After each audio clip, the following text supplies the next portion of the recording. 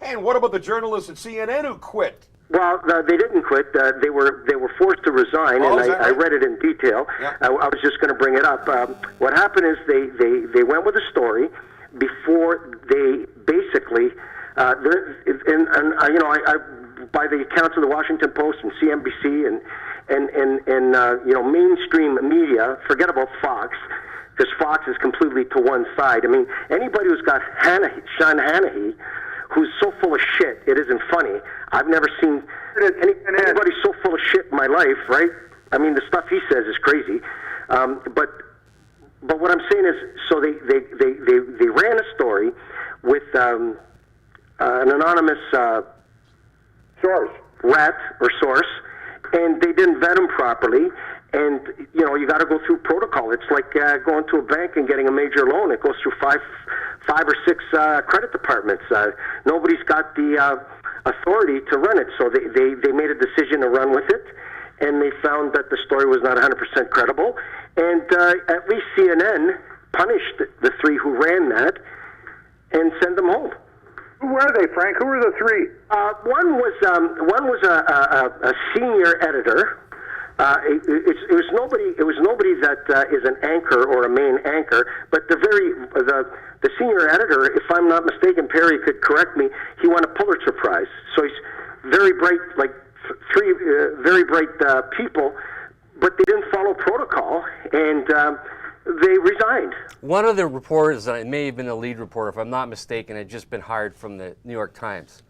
When it comes to a situation like this, you rely on your people to tell you the truth. Now, whether they ask for the source, remember the whole thing about Watergate? They never said who the source was, so they're trusting these guys all along. What they're saying, they called them deep throat. but Ben Bradley never said who is it. Yeah. They're trusting implicitly that these two reporters are telling them the truth, and they were right. Even though they slipped up one time, that was a mistake. But for the most part, they were like basically bang on. In this particular case, they went with one source. Again, whether they revealed that source to the editor or not, the editor felt comfortable going with it. Boom, it's wrong. This is fake news, as the word becomes now. Just the way I interpret it, it was not fake. Is that they felt the top people, the next layer that runs this, which is Time Warner, owns CNN, right? Mm-hmm. They couldn't get a proper authentication of what the source said, and the senior people felt that these guys didn't do their job, and they should not have run with it, right? Until they did a few more steps to verify the authenticity of the information from the source.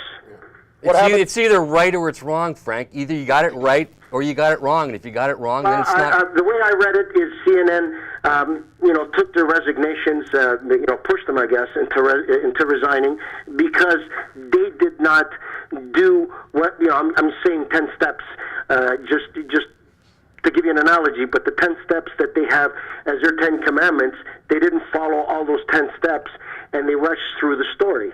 These guys had to resign because of the political climate right now. If CNN's going to brag or boast or even condemn the White House government for not showing the media conferences on camera, which, by the way, they are doing today after a week, you can't suck and blow at the same time. It's a very old expression. CNN caught their own guys, and they reprimanded them, and that's the end of that. What happened to the editor? Did he get shown the door? Everybody. He took it like a man. He went down with the ship.